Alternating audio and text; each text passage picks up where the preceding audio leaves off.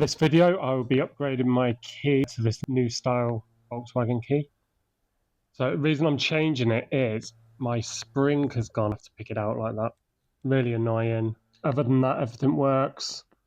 I was actually looking just for a new spring or a way to fix this, and I came across this new key, and I think it was £3.26, something like that. This should be a 5-minute job, no special tools needed. I will be transferring the key blade, circuit board, the immobilizer chip from the old key to the new key. First thing to do is to open these keys up. So the old key, just get a flathead screwdriver in and prise it open, give it a good pull. This key is only about a year old, 18 months old, so it comes apart quite easily. Then to get to the key blade and the immobilizer chip, you need to unscrew this screw there. Normally there's a badge there, so you need to prise that off first. I have got some new key badges to put on, so I'll be putting that on the new key. So you need a small posi screwdriver to undo the screw. As you're undoing it, you do have to be careful. There is a spring in there, there's a transponder chip in there, so you don't want it exploding all over the place. And then the key blade simply lifts out.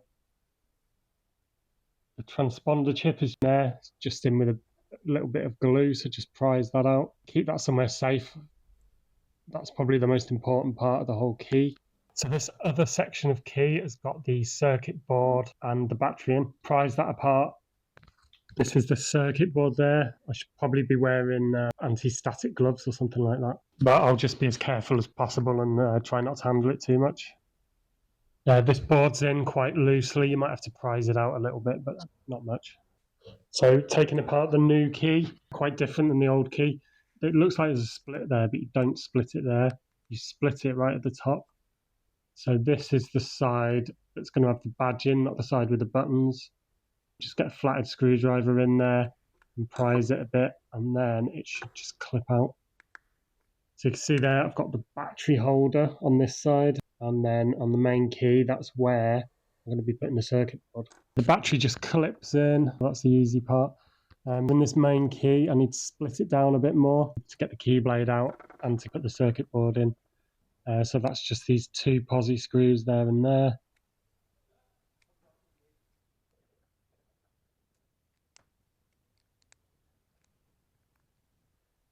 So now those screws are out, I can just pull this apart.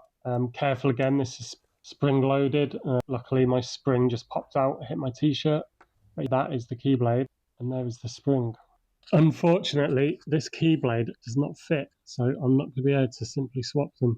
I'm gonna have to get a key cut. So the two different blades there, they're just slightly different thicknesses. The biggest problem I think is the button. That's got a different configuration and it's bigger on the older one, so it won't fit in the new key.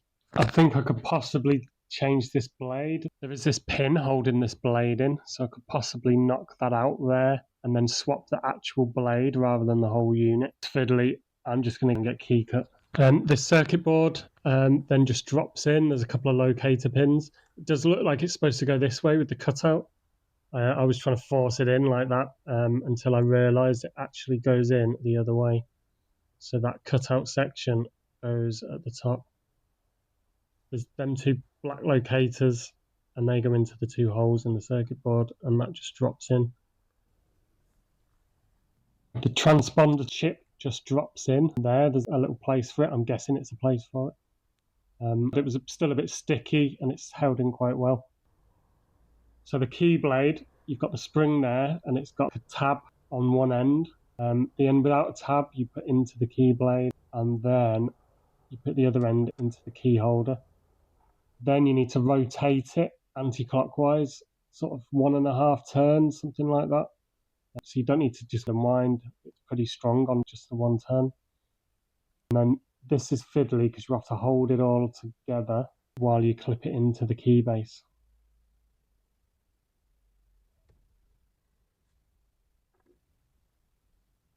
Everything seems to be working fine. It's all clipped in. I've just got to put these two posi screws back in and then clip the top cover on.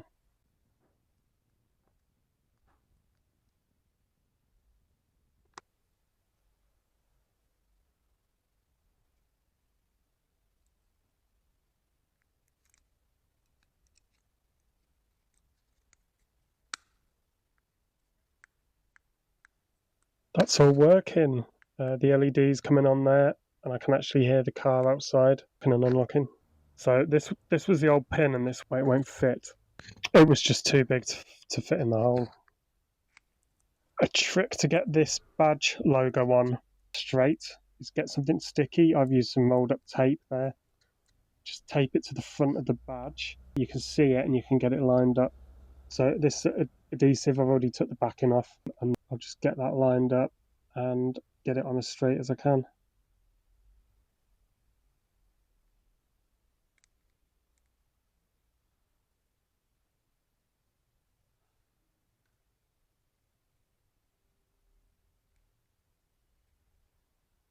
So it's a shame that I've not been able to change the key fob, but it's not the end of the world. I'll go and get it cut somewhere. But it feels really good quality. It's quite a nice heavy key. It does just feel like a genuine key. We'll have to see how long it lasts. I don't expect this logo will last long, but I've got plenty of them. That was a pack of 10. I think it was £2 for 10 of them. If you're going to have a go at this, be careful you don't break anything, be careful you don't lose anything, especially if this is your only key.